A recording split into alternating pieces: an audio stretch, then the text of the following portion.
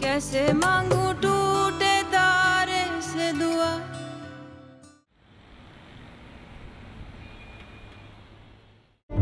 अरे तुम दोनों क्या बैठे हुए हो, जाके बुला के लाओ अपनी बीवी को।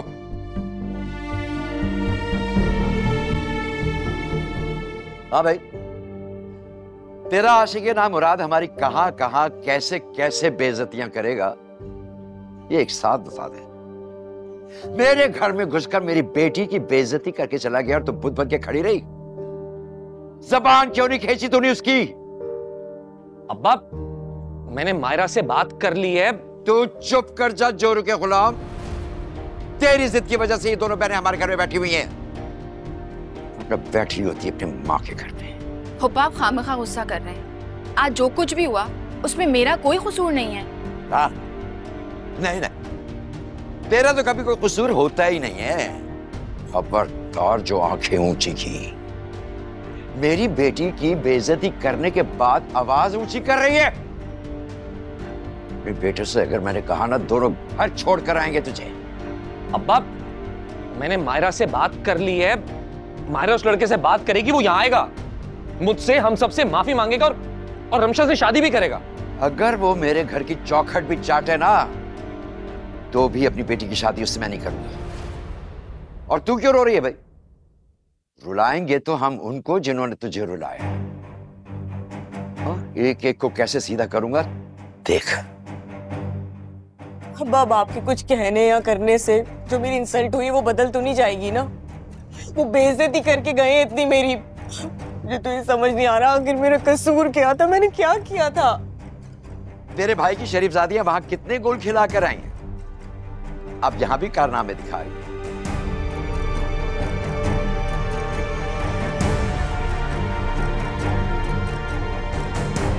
तू भी बोल। तेरा भी अगर कोई आशिक़े नामुराद है ना, उसको भी बुला ले, वो भी दिल खोल के हमारी बेइज्जती कर ले। फुप्पा, आप खामखा में इतना बोल रहे हैं विशाल को। जो रिश्ता आया था रमशा के लिए, वो फुप्पी लेके आई थी, उनका कोई जानने वाला है। देख रहे कैसे जबान चला रही है ये? तो आप भी अपनी जबान देखिए, आप किस तरह की बातें कर रहे हैं। मायरा, मेरे बाप से बदतमीजी मत करो। मैं बदतमीजी नहीं कर रही, मैं सिर्फ सच बोल रही हूँ। छोड़ो, छोड़ो मेरा हाथ, छोड़ो मेरा हाथ। तलाक कराई, एक दिन तेरी भी और अपनी भी।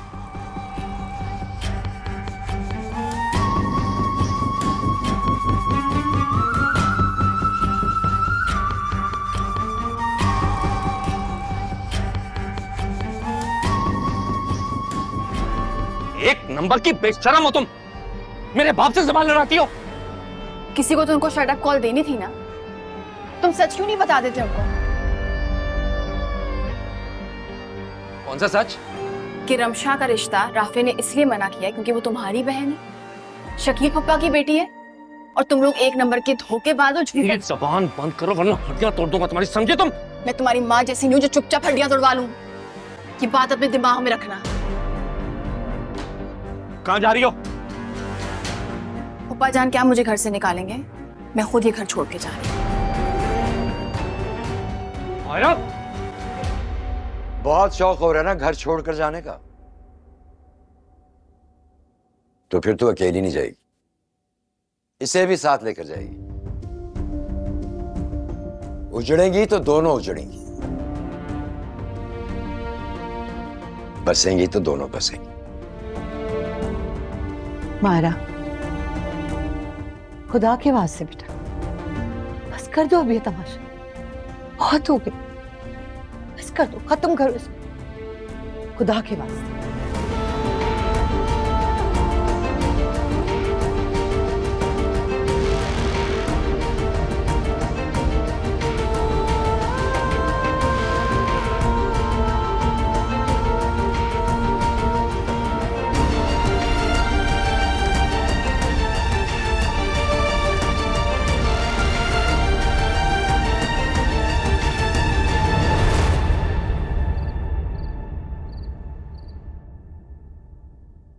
कुछ तो बोलो मायरा।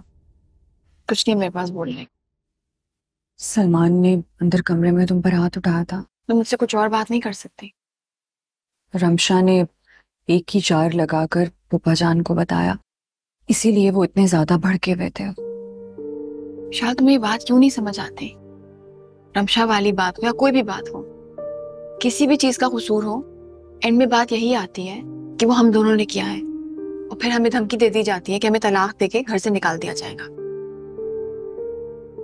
धनी पुप्पा हर बार इतनी एक्सट्रीम पर क्यों चले जाते हैं?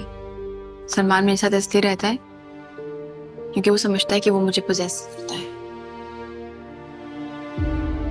अरसलान तो मुझे ये भी नहीं समझता। ये ज्यादा बुरी बात है क्योंकि वो तुमसे मोहब्बत का कहते हैं कि उनको तुमसे मोहब्बत है, लेकिन तुमने कभी सोचा है कि कैसी मोहब्बत है कि तुम्हें तहफ्फुज़ नहीं दे पाते? मायरा, मिशाल, बेटा कब तक बैठे रहोगे यहाँ पे? अपने कमरों में जाओ। और सुनो, बंद कमरे में शौहर को नाराजगियां नहीं दिखाते। अच्छी बीवियां यही करती। अगर कोई बात गलत हो जाए या बुरी हो जाए तो उसका जिक्र बार बार शौहर के सामने नहीं करती, बल्कि सामने जाने के बाद इस तरह हो जाती है जैसे कोई बात ही नहीं। अच्छा जाओ और उसके लिए एक कप चाय भी बना के लेती जाओ। जी।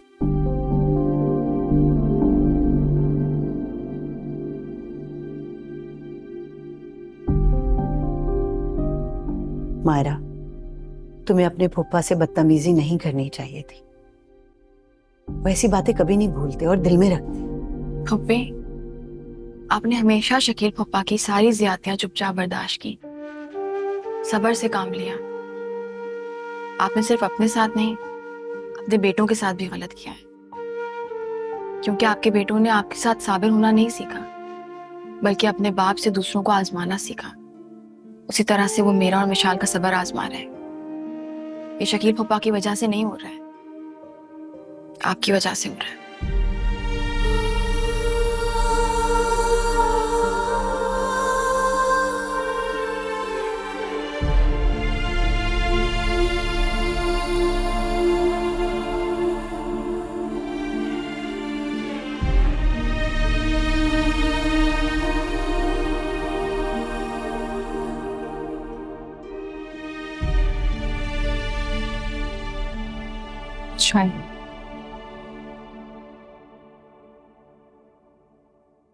मायरा के साइड इफेक्ट्स, इस टाइटल की पूरी किताब लिखी जा सकती है, 1000 सफ़ों की।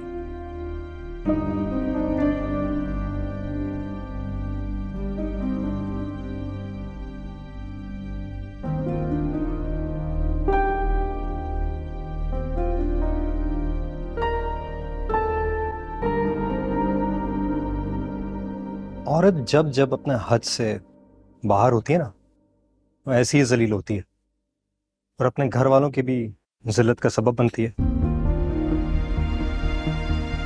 शादी से पहले से लेकर शादी के बाद तक और उसके बाद भी इस घर में हम सबकी जिंदगी में मसले जो आ रहे हैं, गौर करना इस बात पे, कौन है जिम्मेदार, किसकी वजह से हो रहा? तुम्हारी बहन की वजह से। सिर्फ और सिर्फ वो जिम्मेदार है।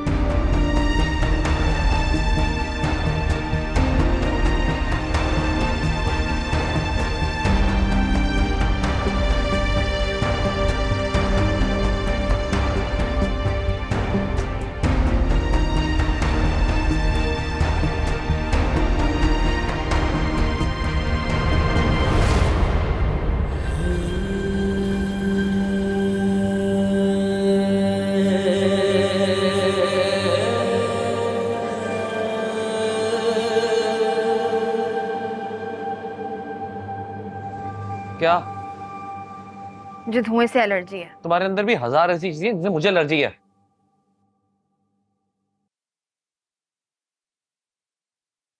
अरे बंद करो यार। कर रहा हूं बंद, सिगरेट में सारी रात मच्छर तंग करते हैं। तो क्या सोचा है तुमने? आज जो हुआ है उसके बाद रमशा और वासे का रिश्ता। अरे उस बारे में बात नहीं कर रहा बेवकूफ औरत। जॉब का पूछ रहा हूँ। तुम्हारी फ्रेंड ने कुछ बताया जॉब का? नहीं बताया। फिर आतिर से बात करो।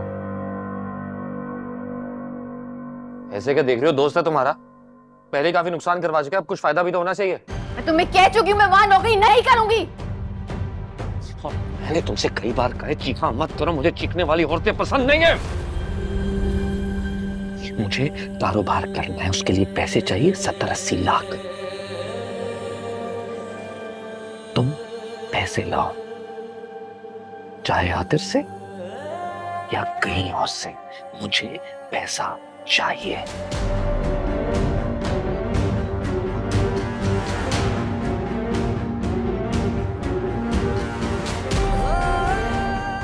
चलो सोते हैं।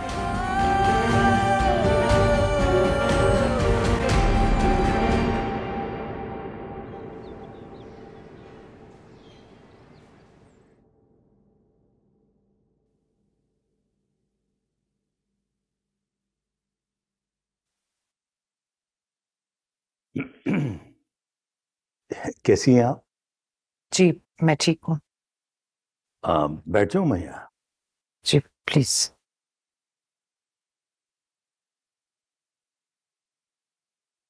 ओ, अब क्या करना है?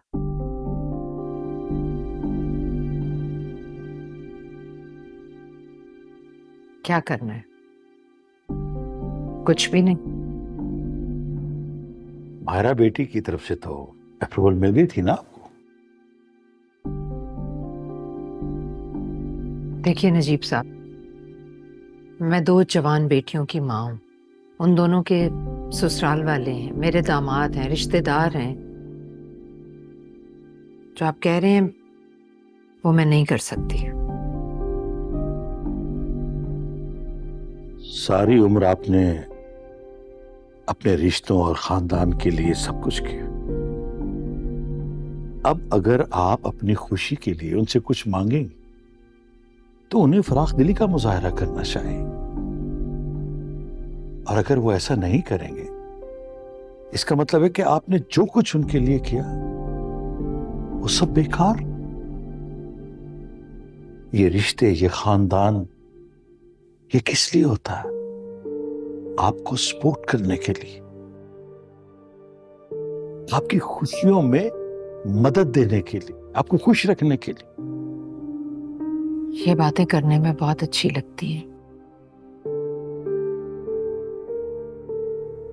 लेकिन देखिए, मैं तो एक ही बात चाहता हूं, जब तक आप डरते रहें तो सामने वाला आपको डराता रहेगा।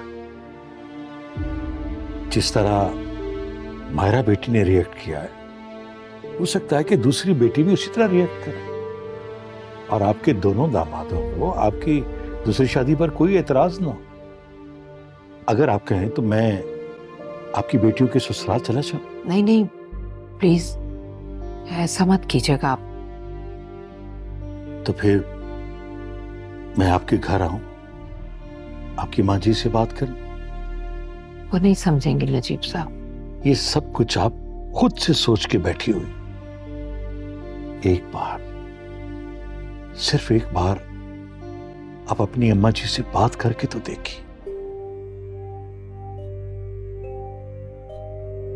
देखिए, हमारे पास नौजवानों की तरह ज्यादा वक्त नहीं।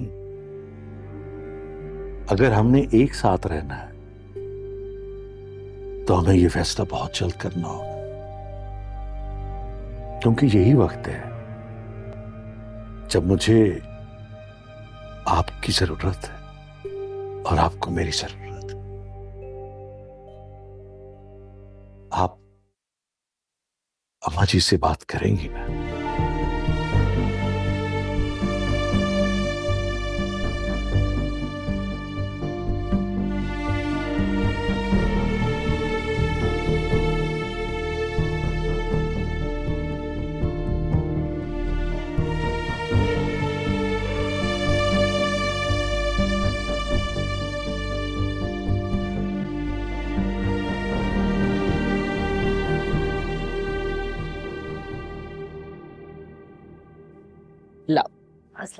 वालेकुम अस्सलाम यार।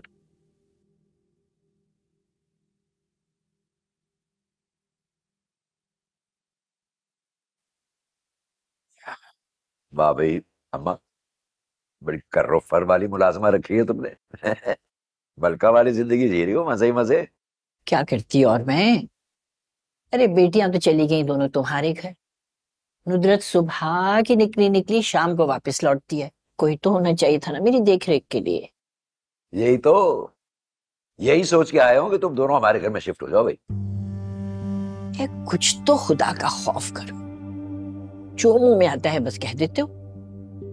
एक तो वो मेरी बेटी का ससुराल, ऊपर से नुदरत की दोनों बेटियां भी वहां पर हैं। तो क्या मैं और नुदरत अच्छे लगेंगे वहां जाकर रहते हुए? अच्छे बुरे का तो पता नहीं अम्मा, मगर मैं ये घर बिकवाने आया हूँ। क्या मतलब है तुम्हारा? अरे कोई मुरव्वत, कोई रवादारी तो दिखाओ कम से कम, जो मुंह में आता है बोल देते हो। अम्मा गुजर गए ये रवादारी, मुरव्वत, लिहाज, ये वाले जमाने लद गए सारे। साफ और खरी बात करनी चाहिए भाई बंदे को, है? अब असल में तो वो दोनों बच्चियां ही मालिक है ना इस घर की, और उनके तवस्सुत से मालिक कौन हुआ? मैं और मेरा बेटा। अब वो कारोबार करना चाहता है, मैं उसके साथ कारोबार करना चाहता हूँ, मिलके कारोबार करेंगे, पैसा लगाएंगे वहां। अफसोस है तुम पर। अरे उसकी खातिर तुम हमारे सरों से छत छीन लोगे क्या? अम्मा छत छीन नहीं रहा, छत दे रहा हूँ भाई। हमारे घर में रहोगी भाई, उधर समन है, मिशाल है, मायरा है, थोड़ा बहुत रमशा भी कर लेती है, सब मिलके तुम्हारी खिदमत करेंगे। मुलाजमा की भी जरूरत नहीं हो सकता, नहीं हो सकता ये बिल्कुल। और नुदरत तो बिल्कुल ही नहीं मानेगी इस बात के लिए। उसको समझाओ, कहीं ऐसा ना हो कि मैं अपना पूरा खानदान उठा के इस घर में ले आऊं। हो सकता है, ये भी हो सकता है, लेकिन बस एक मसला है कि वो घर अच्छे पैसों में बिकेगा नहीं। करोड़ मिल जाएंगे, ज्यादा से ज्यादा 1.25 करोड़ मिल जाएगा भाई, ये घर अच्छा बिकेगा भाई। तो इसलिए कह रहा हूं कि उन बच्चियों का जायज हक उनको दे दो और खुदा लल्ला करो भाई तुम। मुझे और नुदरत को सुकून से मर तो जाने दो शकी। अरे भाई तुम भी अजीब औरत हो अम्मा। मैं चैन से जीने की बात कर रहा हूं, तुम मरने की बात कर रही हो। अरे सोचो, उन बच्चियों को उनका शरई हक दे दो।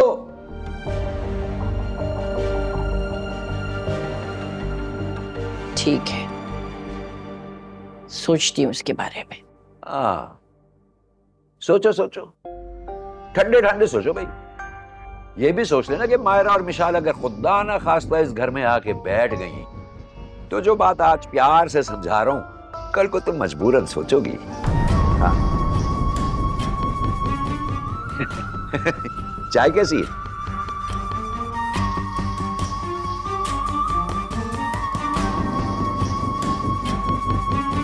मीठी है। चल रहा हूं।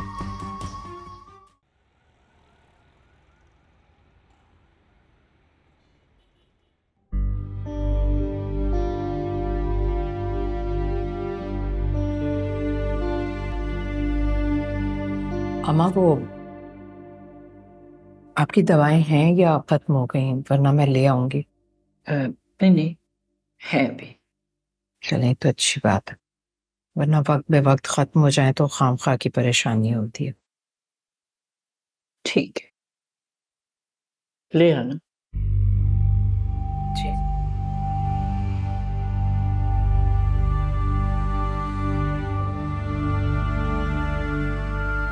मगर मैं ये घर बिकवाने आया हूं। अरे सोचो, उन बच्चियों को उनका शरई हक दे दो।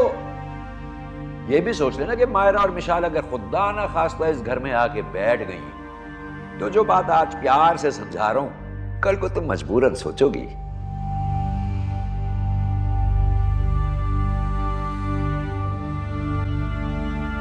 क्या सोच रही हैं? सब खैरियत है ना?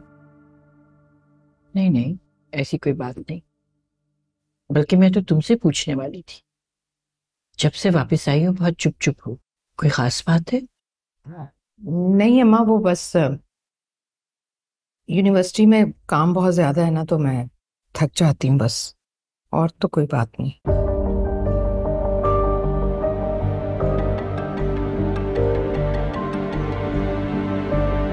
सिर्फ एक बार आप अपनी अम्मा जी से बात करके तो देखिए।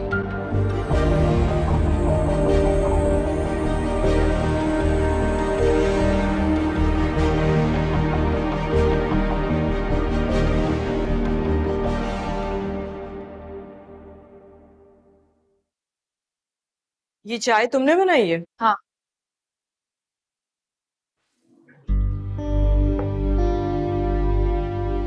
सबके लिए इतनी मनहूस चाय बनाती हो या मेरे साथ कोई दुश्मनी है तुम्हारी?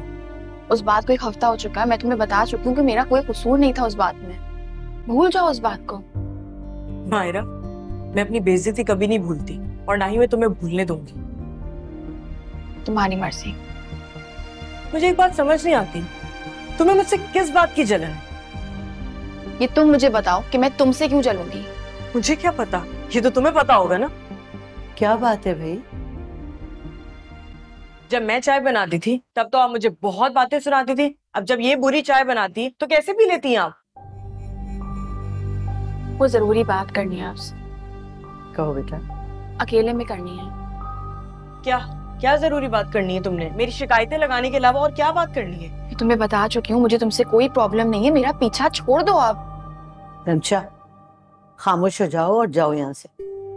मम्मी, आप सिर्फ मुझे ही बोलती हैं, अपनी भतीजों को कभी कुछ नहीं बोलती ना। आपने कभी मेरे बारे में सोचा है?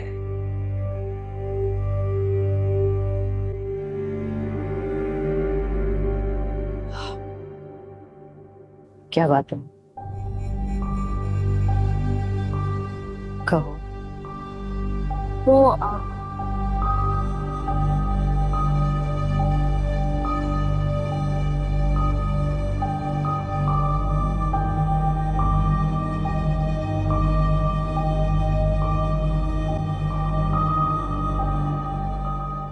मैं नौकरी नहीं करना चाहती।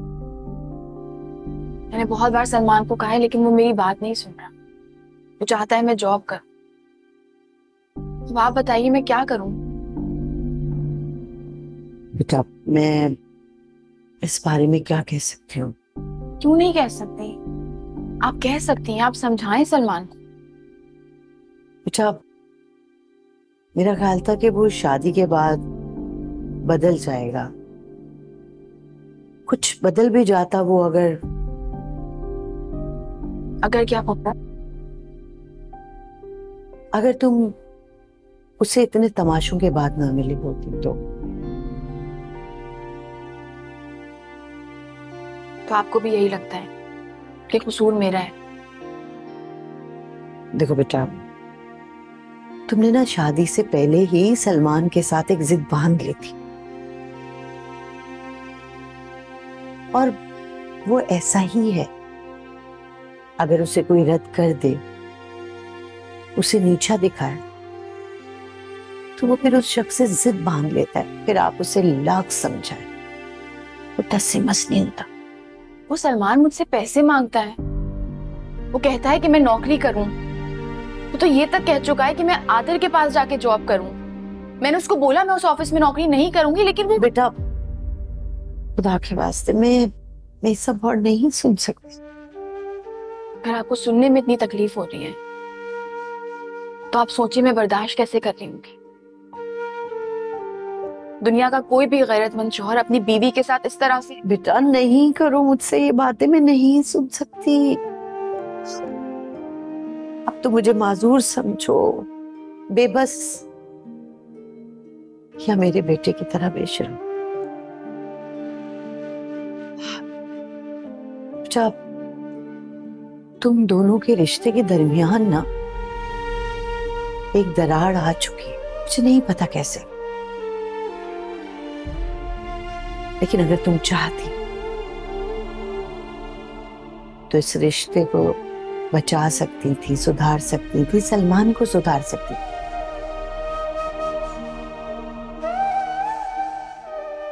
मगर तुम नाकाम हो जाओ। ज्यादा वक्त तो आपने गुजारा है सलमान के साथ पापा। आप उसकी माँ हैं, उसकी परवरिश की है आपने।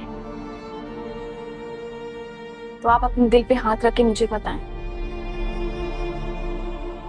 नाकाम मैं हुई हूं या आप? बेटा, तुम हर बात को ना बहस और दलील से जीतना चाहते।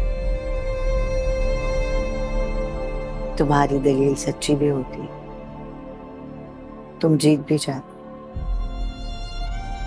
लेकिन सोचो क्या ये अफसोस की बात नहीं कि तुम सिर्फ बहस जीतती, रिश्ता हार जाती?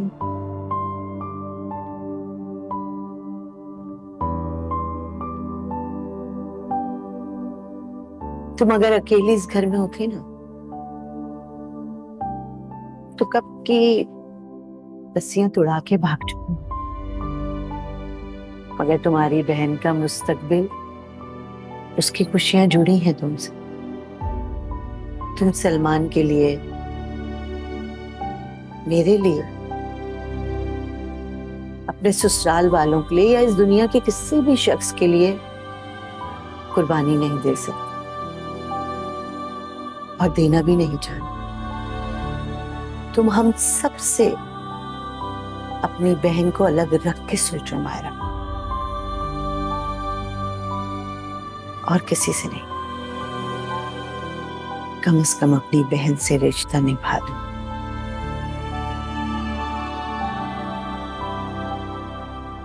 बगैर किसी दलील और बहस।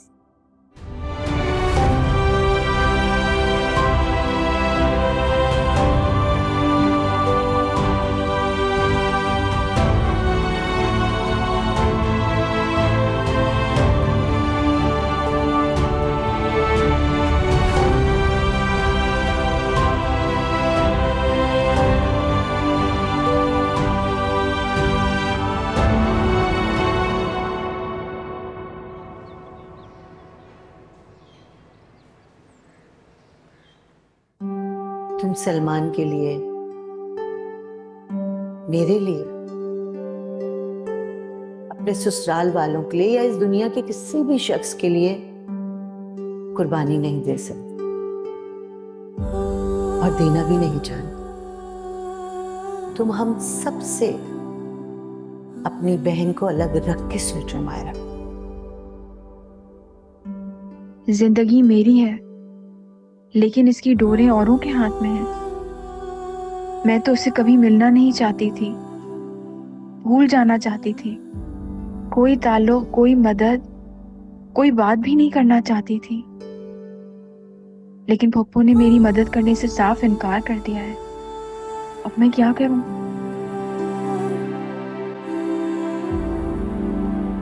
मुझे ये बात आया, किस्मत बार बार तुम्हें उसके सामने क्यों लाके खड़ा कर देती है?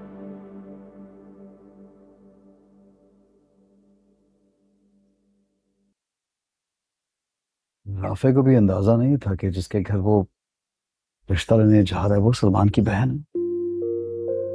है। फिर क्या? कुछ भी नहीं।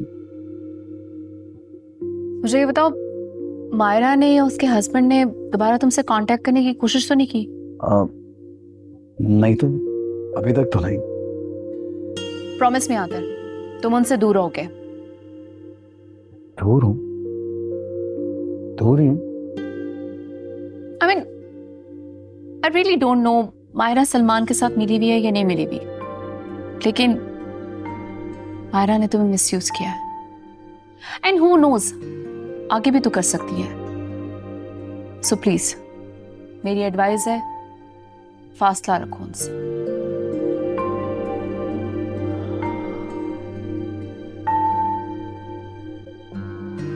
छोड़ो ये सब, तुम मुझे अपने बारे में बताओ, तुमने क्या सोचा है? अपने बारे में क्या सोचना है? तुम्हारे फ्यूचर की बात कर रहा हूं, आगे की जिंदगी की, तुम्हारी शादी की बात कर रहा हूं। पहले इतने बैड एक्सपीरियंस के बाद सेकंड के लिए I am not ready for it. क्यों? जरूरी है? अगर जिंदगी में पहला तजुर्बा बुरा हो तो आगे भी बुरा ही होगा। पॉजिटिव सोचना चाहिए ना इंसान को।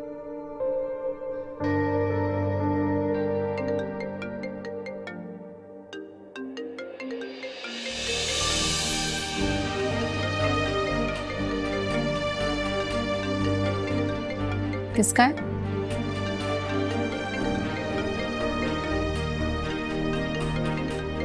मायरा। आते तुम फोन नहीं उठा रहे।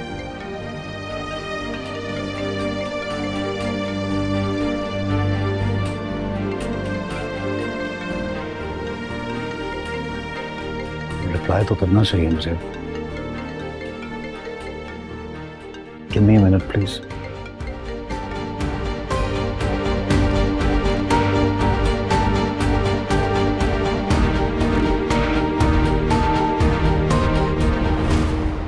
हेलो हेलो, अस्सलाम वालेकुम। वालेकुम अस्सलाम। कैसे हैं आप? I'm good। बिल्कुल ठीक हूँ। सुन के अच्छा लगा।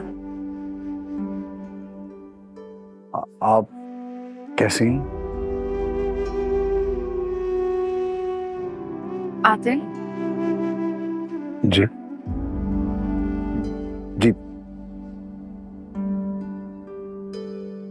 मैं आपसे मिलना चाहती हूँ।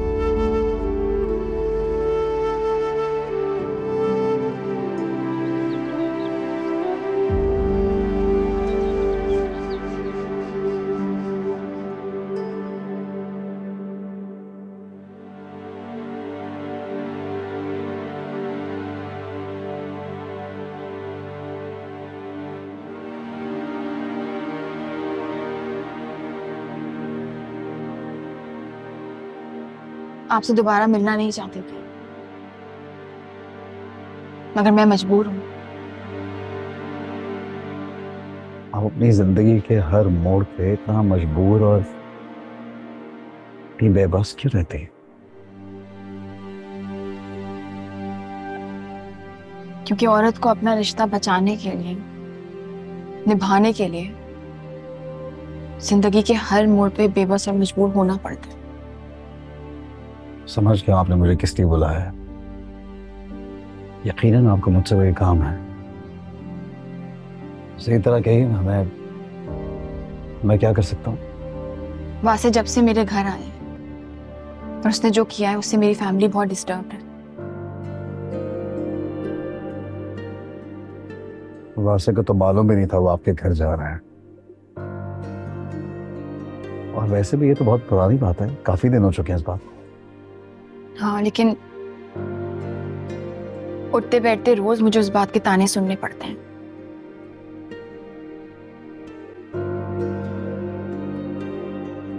क्या चाहती हैं? वासे को आपके घर भेजूं कि सब लोगों से जाके माफी मांगे, या फिर उसे ये कहूं कि वो सलमान की बहन से शादी कर ले? बताइए क्या चाहते हैं? मतलब आप अपने काम के लिए मुझे मिलने आ सकते हैं, जब आपको जरूरत पड़ी तो मैं याद आ गया। इसमें मैं कहाँ हूं? मेरी मोहब्बत, मेरा खलूस तो कहीं पे एग्जिस्ट नहीं करता। खैर, वो तो शायद आपके लिए कभी भी मैटर नहीं करता था।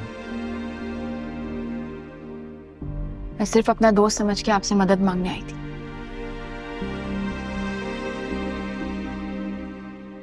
लेकिन शायद मैं गलत थी।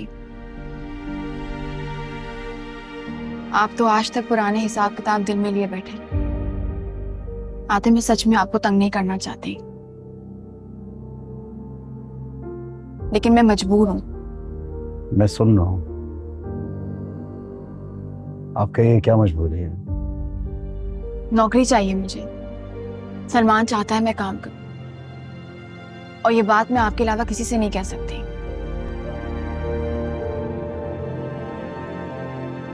मायरा, आप अच्छी तरह जानती हैं जो कुछ भी हमारे बीच में हुआ उसके बाद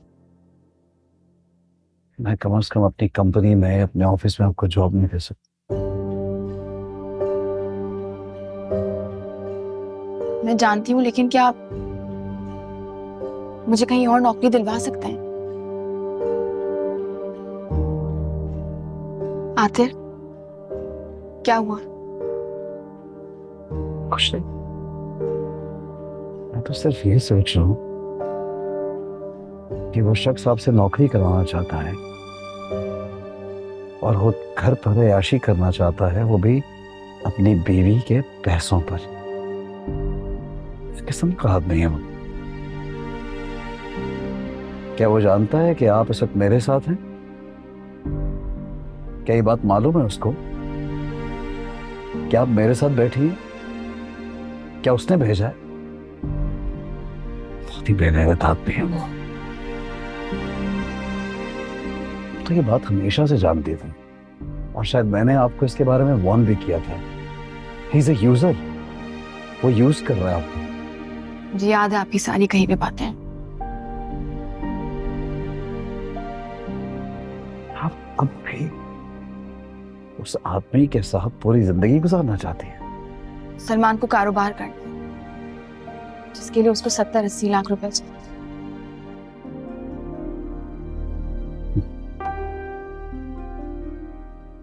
70-80 लाख?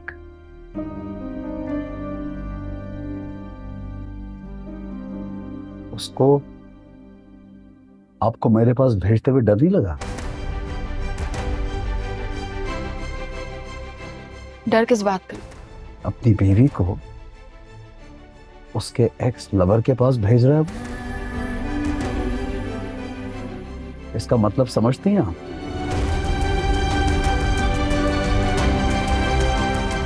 $70-80 लाख।